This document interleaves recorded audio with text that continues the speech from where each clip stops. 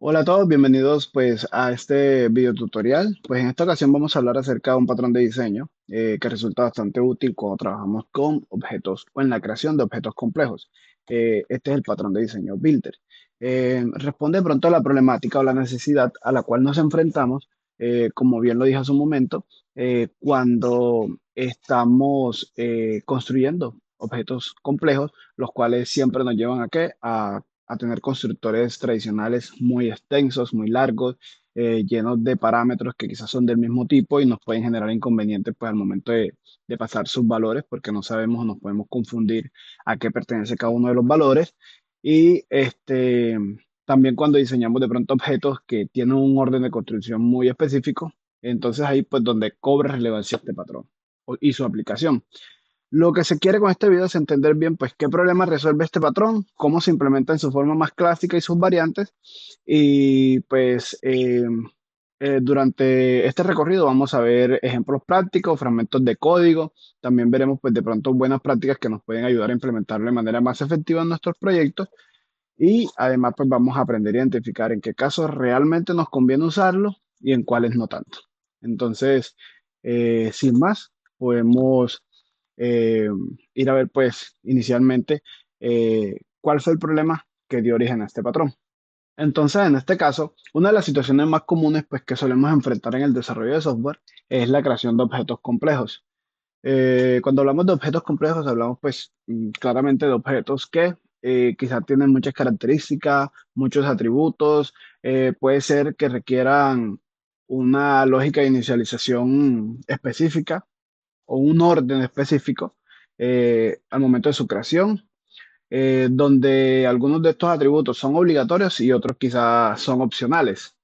Entonces, este problema, el problema de los constructores complejos, puede que empiece incluso, nos encontramos con clases así, que lo más habitual es que empecemos a encontrarnos con clases que inicialmente funcionaban usando constructores tradicionales. A veces un solo constructor o de pronto un par con distintas combinaciones de parámetros. Y esto puede funcionar bien al principio. Por ejemplo, en este caso de cuenta bancaria, eh, al inicio puede que solo tenga dos campos claves, el nombre del titular y el número de cuenta. Con esto basta un constructor sencillo y pues el código es limpio. Pero con el tiempo empiezan a llegar de pronto nuevos requerimientos y ahora necesitamos saber si permite, por ejemplo, sobregiros, cuál es el tipo de cuenta, si tiene un interés anual preconfigurado, un saldo inicial, beneficios especiales, etcétera, etcétera, etcétera. Y como es natural, no todos esos campos son obligatorios. Entonces, ¿qué hacemos? Bueno, muchas veces eh, optamos por agregar más constructores, uno con tres parámetros, otro con cinco, otro con seis, cada uno cubriendo una variante distinta. Y ahí es donde las cosas ya empiezan a complicarse. No solo por querer mantener no solo porque pues, mantener estos múltiples constructores es tedioso, sino porque el orden de los parámetros empieza también a importar y bastante. Sobre todo cuando hablamos, por ejemplo, de tipos de datos repetidos, del mismo tipo, string, double, porque, por ejemplo, si pasamos varios string o varios double, se vuelve muy fácil confundir el orden, cuál era el tipo de cuenta, cuál era el número, ese double que está aquí es el saldo o es la tasa de interés. Entonces empiezan esos inconvenientes. Lo más delicado es que cuando cometemos este tipo de errores, el compilador no se queja. El compilador, el código compila perfectamente, pero el comportamiento es fundamentalmente incorrecto. Eh, entonces, eh, solemos usar otro enfoque, que es que es intentar el constructor telescópico o constructor largo que recibe pues todos los parámetros posibles. Pero claro, cuando llegamos a 6 7 parámetros, ya la llamada al constructor ni siquiera cae en una sola línea, o lo peor, es casi imposible saber qué representa cada argumento sin irte a la clase o a la definición o de pronto alguna documentación que exista por ahí. Uno podría pensar, bueno, ok, entonces vamos a usar los setters, esa es la salvación. El tema también, pues, que con los setters, por ejemplo, que creemos un objeto con el constructor vacío y luego seteamos sus propiedades una por una. Esto también tiene sus propios riesgos. Por ejemplo, primero rompemos la inmutabilidad. ya que estamos permitiendo que se cree un objeto totalmente nulo. O pues sí, sí, sí, sin de pronto valores obligatorios, si es que los tuviese. Entonces, podríamos em, llegar a estados, a tener objetos en estados inconscientes si olvidamos setear algo. Muy fácil cuando nosotros mismos diseñamos todo, pero luego de un tiempo, si algún desarrollador va a coger a instanciar un objeto y está definido de esta manera, fácilmente puede tener un objeto pues, en un estado inconsciente o con unos valores obligatorios pues, que no se estén seteando. Entonces, con esto vemos que el problema pues, de los constructores complejos no es solo un tema de estilo, es básicamente un síntoma. Un síntoma de que el diseño puede estar rompiendo principios fundamentales, como la claridad, la cohesión, incluso el tema de responsabilidad única, porque cuando ya un constructor empieza a manejar múltiples rutas de lógica de inicialización, variantes condicionales, combinaciones posibles de parámetros, ya no estamos simplemente construyendo un objeto, ya aquí estamos implementando quizás esta lógica de negocio en un lugar que no fue diseñado para esto. Entonces, en lugar de seguir pues complicando a los constructores o exponiendo setters a ciegas, vale la pena pues cuando nos encontramos ante estos escenarios, preguntarnos, ¿cómo podemos construir estos objetos de una manera más clara, más segura y más mantenible? Entonces, aquí es donde entra el patrón builder. El patrón builder precisamente pues, nos propone una forma de separar la lógica de construcción del objeto en una entidad especializada para esto y separarla pues, del objeto como tal o del objeto en cuestión. Entonces, vamos allá a ver de qué nos trata este patrón, de qué nos habla. Bueno, el patrón Builder es uno de los patrones de diseño creacionales definidos por la banda de los cuatro o los famosos Gang of Four.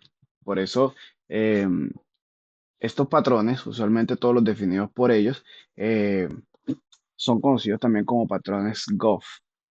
El propósito principal de este patrón es separar el proceso de construcción pues, de un objeto complejo de su representación final. Básicamente es la separación de responsabilidades en cuanto a esto. Ahora, ¿esto por qué es valioso o pues, qué valor nos agrega? Eh, bueno, primero porque, como menciono, no acoplamos la lógica de construcción directamente al objeto ni al cliente que lo utiliza, ¿ya? Esto es bastante importante, sino que aislamos la responsabilidad de la construcción en una clase especializada para este fin. También pues es valioso porque pues puede que nosotros prefiramos tener una forma de guiar un proceso paso a paso, sobre todo, y sacamos mayor partido cuando estos objetos que vamos a crear tienen varias combinaciones posibles o una secuencia de pasos que debe respetarse, como mencioné también pues anteriormente. De esta forma, pues, como menciono, pues primero, ¿qué ganamos? Aplicamos el principio de responsabilidad única, separamos las responsabilidades y cumplimos con de pronto otros principios como el principio abierto cerrado, ya que si el día de mañana, por ejemplo, las validaciones o el orden de construcción de un objeto cambia, no tenemos que tocar como tal ni la clase del objeto que representa este objeto, ni el cliente o las partes donde hemos creado instancias de este objeto, ¿ya? Sino que únicamente nos tendríamos que remitir a la clase responsable de la construcción, en este caso, el Concrete Builder, que lo veremos más adelante. Al aplicar este patrón podemos también encapsular la lógica de construcción en una clase especializada, como menciono. Así evitamos los constructores largos y tediosos que vimos anteriormente y facilitamos pues también la creación de distintos objetos que son del mismo tipo, eh, los que tengan de pronto diferentes variantes en su construcción, ¿ya? Y así pues no rompemos, como menciono, el código ni del cliente donde es instanciado, ni necesitamos tocar el objeto en cuestión, sino simplemente la clase responsable de la construcción. Esto nos lleva a diferentes variantes de este patrón, que dependiendo del caso puede existir una variante del patrón builder con director, una pues claramente sin director, que es bastante común, y otra que es una variante guiada. Esta guiada básicamente es cuando queremos, como menciono, respetar un orden específico de construcción de un objeto y queremos obligar a que quien instancia este objeto vaya en el orden pues que nosotros definimos en la creación de este objeto. Entonces, estos ejemplos los veremos más adelante. Pero básicamente en todos los casos el patrón nos ayuda siempre a tres cosas. Mantener construcción de objetos separadas, la responsabilidad, perdón, la construcción del objeto separada del uso, evitar constructores confusos en malentendidos o antipatrones como el constructor telescópico y reutilizar pasos de construcción entre distintas variantes del objeto. Cabe destacar que nosotros como desarrolladores debemos tener el expertise para saber en qué momento implementar esta solución o identificar en qué momento pues nos conviene mucho más aplicar esto o refactorizar de pronto una clase que tenga un constructor simple cuando estaba creciendo. ¿Cuándo nos conviene aplicarlo? Pues este patrón es una estrategia útil cuando el proceso de creación de un objeto es más que simplemente llenar campos de un constructor. Es decir, cuando estos objetos tienen múltiples pasos, como menciono, como preparar datos, verificar condiciones o aplicar configuraciones. Esos son pues ejemplos. O cuando estos objetos involucran validaciones específicas o reglas de negocio antes de asignar valores.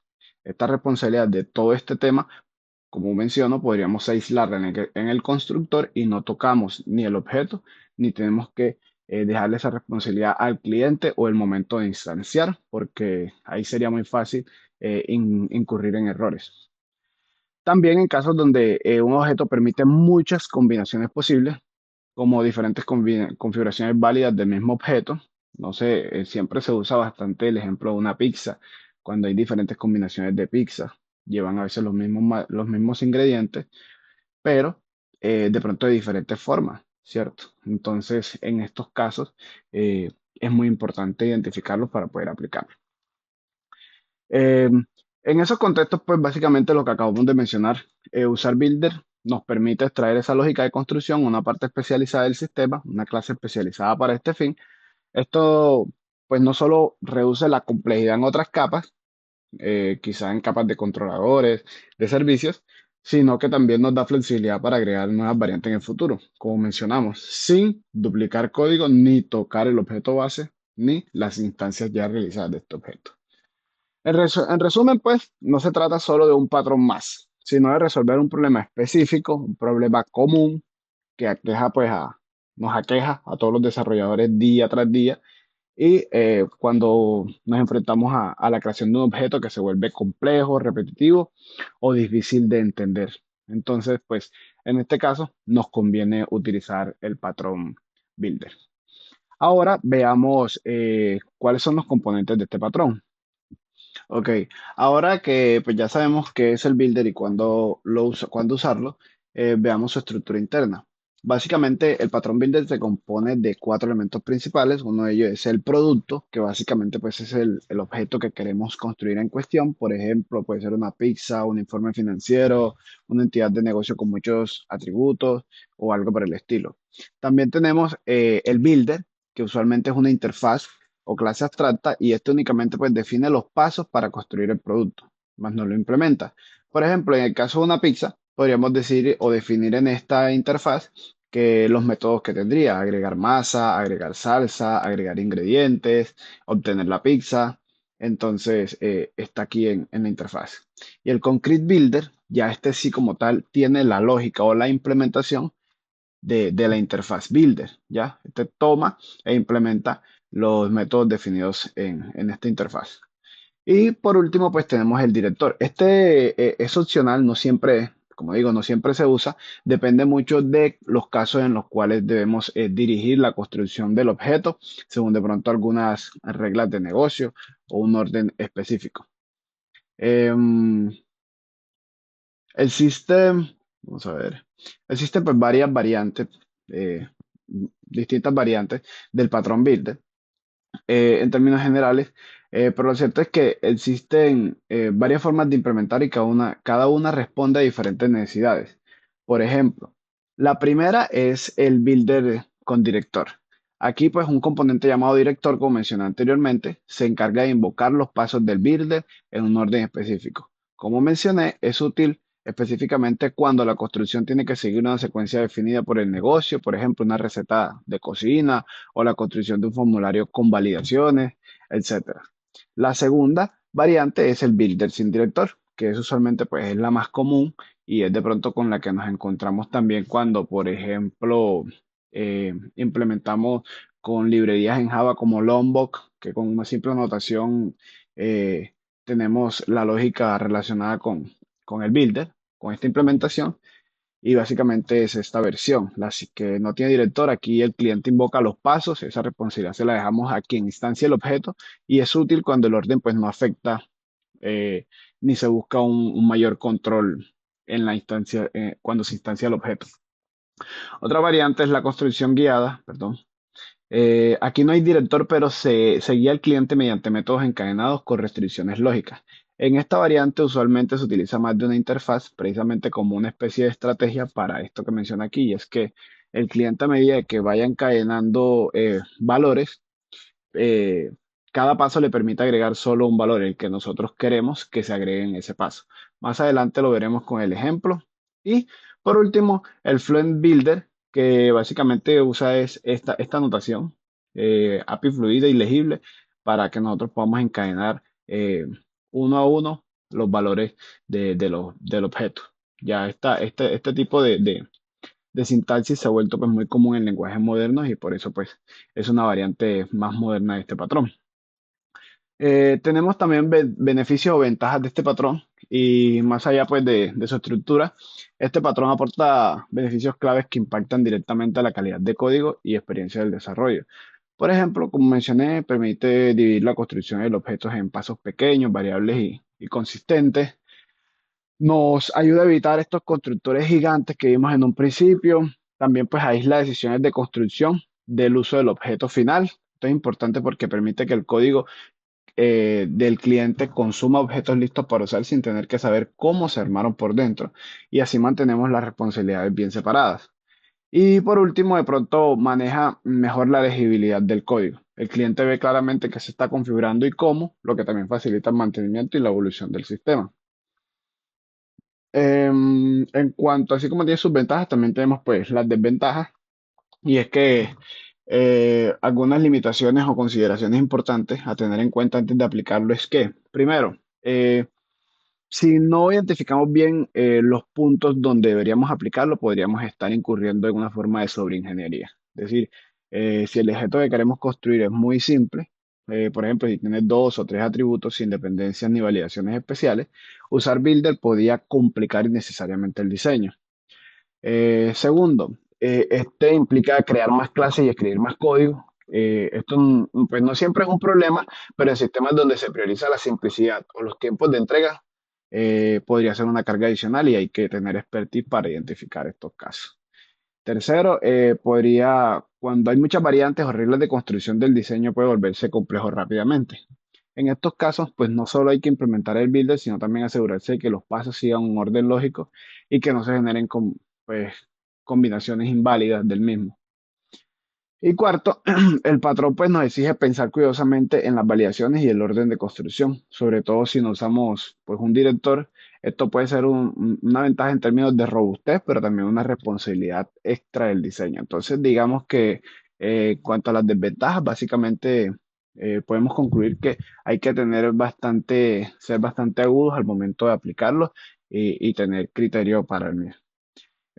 Ahora podemos ver de pronto estas variantes que acabo de mencionar en unos ejemplos prácticos en Java para que nos quede un poco más claro toda esta teoría que acabamos de ver. Entonces vamos a el editor. Listo, bueno, estamos por acá en el editor. Eh, bueno, aquí hay diferentes ejemplos. Tenemos uno de una pizza, de un usuario. Tenemos diferentes variantes. Tenemos con director, sin director, con director separado, sin director cuando la construcción es guiada, este paso lo vimos, cuando las clases son separadas o cuando están juntas. Entonces, para no hacer muy extenso el video, vamos a centrarnos en dos variantes principales que puede ser cuando utilizamos un director, ya que el que no tiene director es el más común y es el usual. Y básicamente el que no tiene director, lo que hace, el que tiene director, perdón, básicamente es la implementación del no director junto más una clase director. Entonces vamos a ver los ejemplos que son más complejos y este que es particular, que es el guiado, porque, bueno, puede servirnos para si en algún momento, pues, tenemos esta necesidad. Entonces, básicamente vamos a empezar a ver los componentes que tiene el patrón Builder, los que mencionamos anteriormente. Inicialmente, pues aquí tenemos el producto, que es el objeto que se va a crear. Aquí tenemos que es una pizza con sus parámetros. Tenemos la base, los toppings, el diámetro, el color de la masa, el color del queso y el número de partes. Eh, entonces tenemos un constructor con todas las, que recibe todos los parámetros y tenemos los métodos getters y el toString. No tenemos método setter, ¿por qué? Precisamente porque una de las características del patrón builder es la inmutabilidad. Una vez creamos este objeto con la clase constructora, que serían los concrete builder, no podríamos modificar los valores, sino simplemente acceder a ellos. ¿Ok? Entonces aquí tenemos otro componente que viene siendo el builder, en este caso una interfaz donde definimos el contrato, que en estos casos pues son métodos eh, para la construcción de, en este caso, el producto que es la pizza.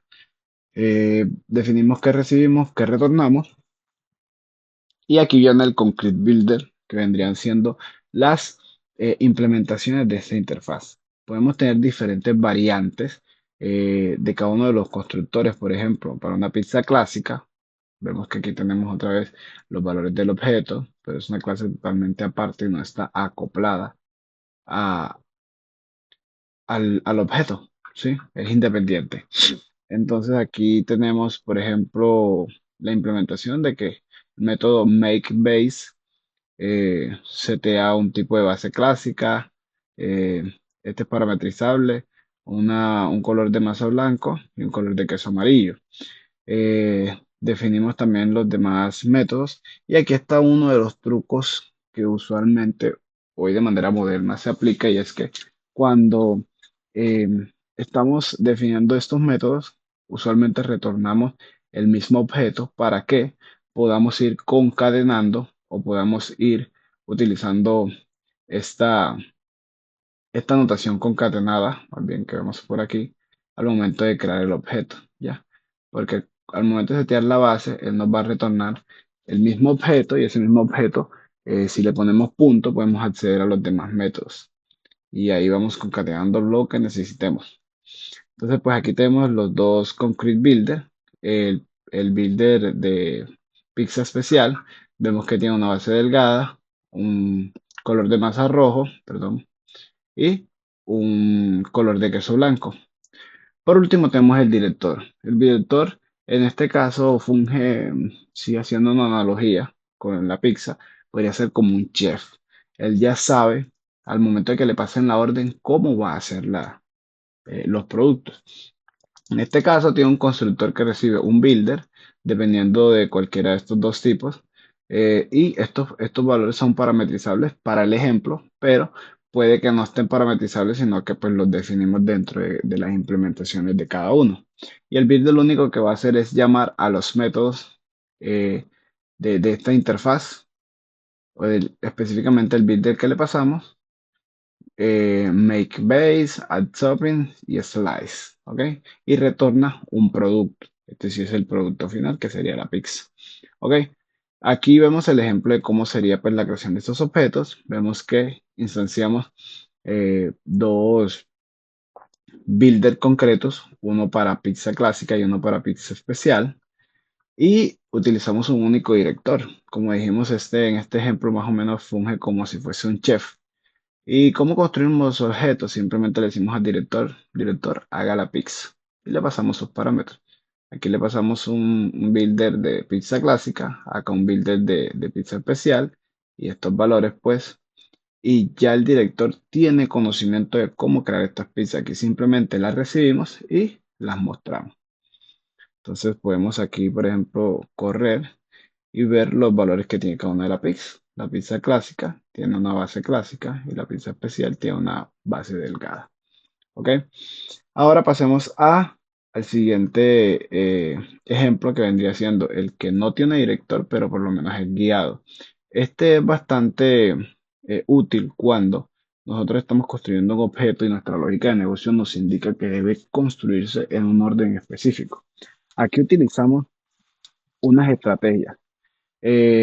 ¿Dónde vemos el fuerte de esto? Es que básicamente, si en algún momento, pues, alguien, o luego un desarrollador, va a realizar una instancia de este objeto, de este producto, en este caso la pizza, no va a poder, bueno, va bien, va a tener un orden guiado y no va a poder saltárselo porque ya al momento de crear la lógica de implementar este patrón, lo definimos así.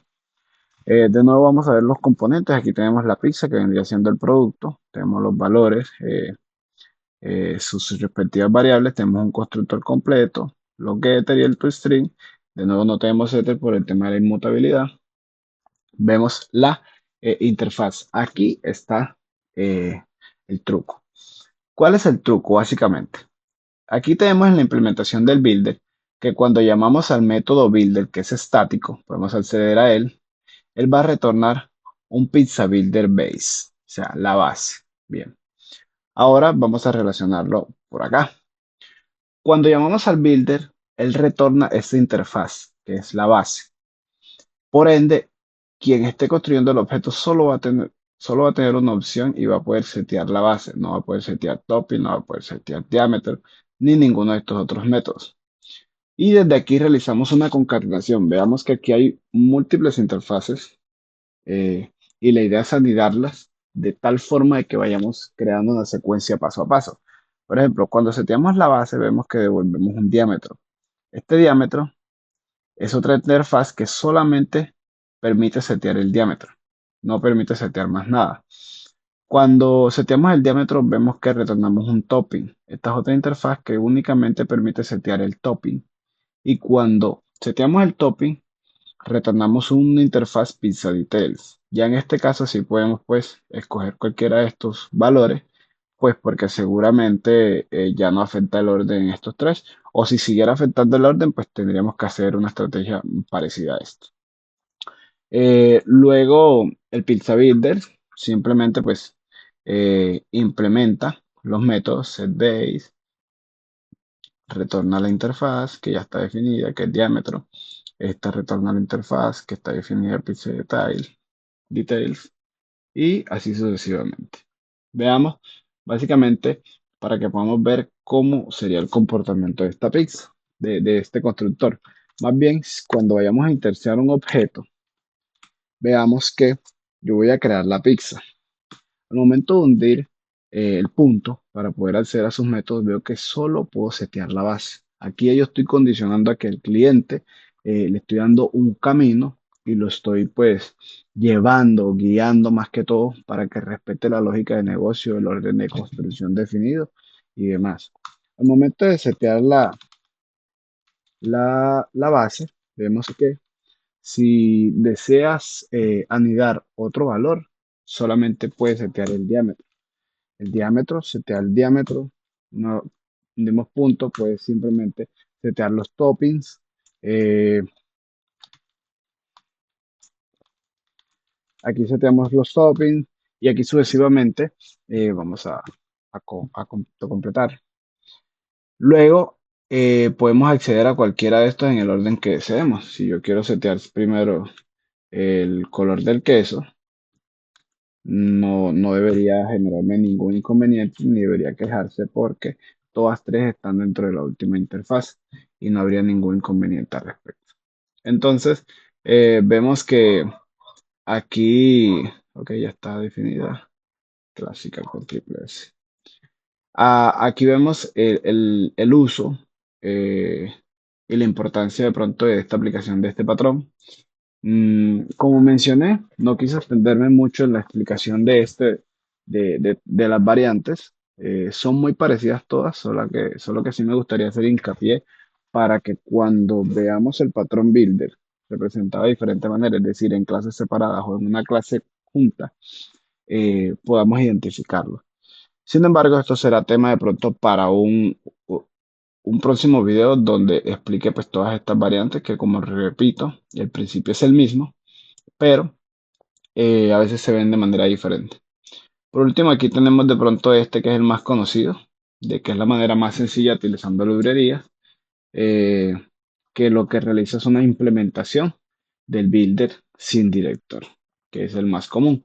Aquí tenemos una clase donde simplemente colocamos los atributos y con una simple anotación arroba builder, que hace parte de la librería Lombok, nos genera todo el código por debajo necesario y básicamente lo que nos hace es implementar un método builder constructor, eh, método builder, perdón, no director, que sería una clase como esta, donde tenemos una clase estática builder que tiene los mismos atributos que el producto, realiza el seteo de los valores, retorna a la misma instancia de la clase para que podamos concatenar las asignaciones.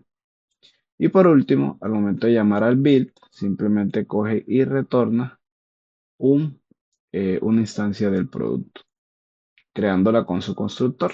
¿Cuál constructor? El que tenemos aquí arriba. Entonces, básicamente en Lombok lo que nos hace es abstraernos la creación de toda esta lógica, pero el comportamiento es el mismo.